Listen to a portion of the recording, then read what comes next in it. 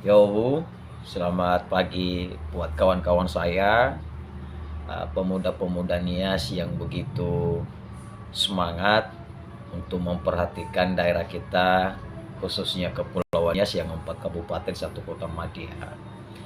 Jadi, izinkan saya menanggapi ya beberapa pertanyaan dari teman-teman belakangan ini setelah dilaksanakan seminar kemarin atau seminar nasional ya, uh, khususnya dulu di salah satu komunitas Ononiha, dan kita harus apresiasi hal itu dan mendukung bahwasanya ada niat yang baik ya untuk memperbaiki daerah kita yang 4 kabupaten, 1 kota madya. Nah, jadi uh, tanggapan saya di sini karena kawan-kawan menyatakan atau beberapa pertanyaan dilemparkan ke kita di sini, Bang, kenapa sih baru ada gerakan seperti itu dari kawan-kawan kita tersebut? Nah, jadi izin saya menanggapi ya. Saya juga secara pribadi pro-pro, dan sahabat-sahabat saya, saudara saya Ununiha, khususnya pemuda ya, yang begitu semangat sebenarnya ya, untuk memperhatikan daerah kita khususnya Kepulauan Nias ini. Jadi secara pribadi saya juga tidak bisa memberikan suatu asumsi ya, dan mengklaim bahwasannya begini dan begitu. Nah, jadi artinya di sini ya mungkin baru ada waktunya gitu kan. Ya, baru ada waktunya dan baru ada kesempatannya. Nah, jadi yang kita sayangkan di sini, banyak teman-teman yang menyatakan oh itu jangan-jangan karena efek daripada kepentingan politik. Ya menurut saya sah-sah saja kita menyatakan seperti itu.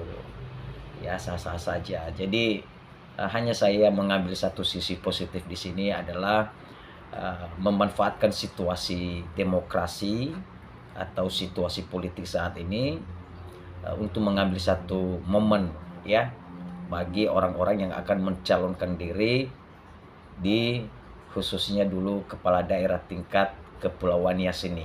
Artinya supaya bisa memberikan uh, pemahaman melalui seminar itu kepada para calon-calon yang akan mencalonkan diri sebagai kepala daerah nanti di 2024 ini.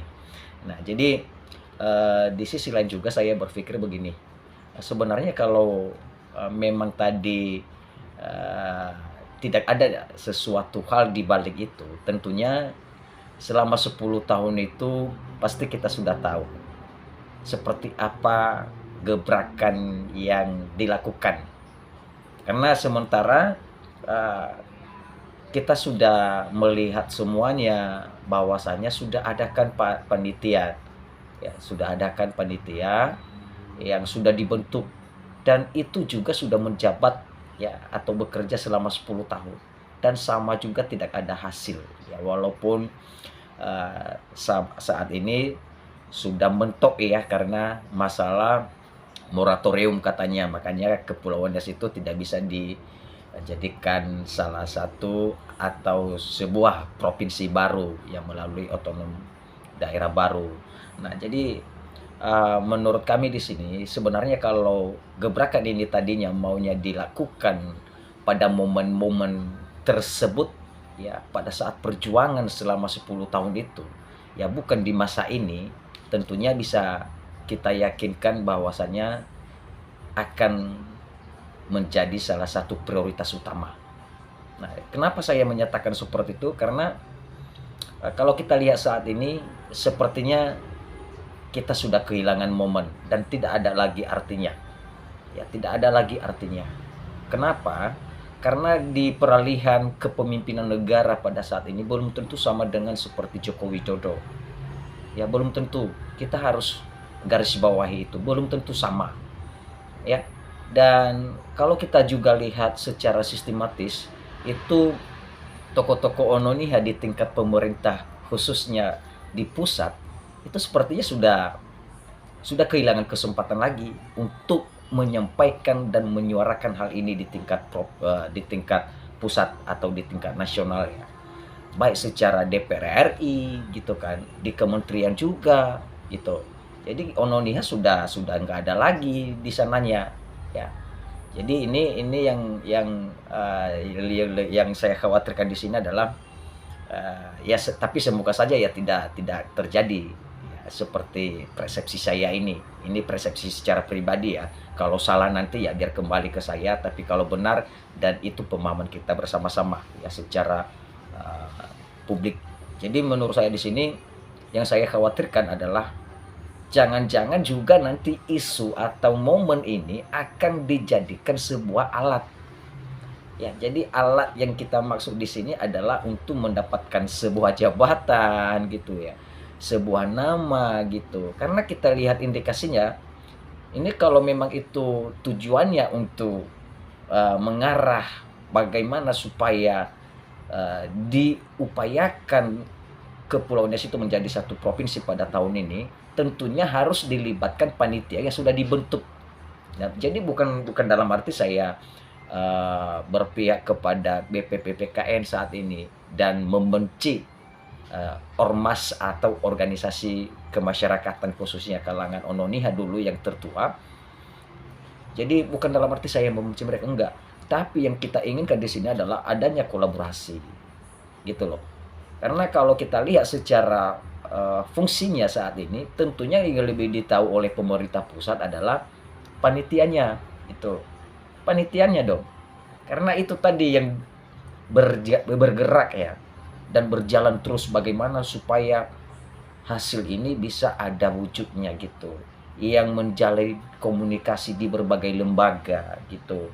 Nah, jadi ini yang kita khawatirkan di sini. Jangan-jangan seperti persepsi kita tadi. Tapi mudah-mudahan sih ya. Mudah-mudahan tidak, dan hanya ini saja yang kita sampaikan atau kita titipkan sebagai pesan moral.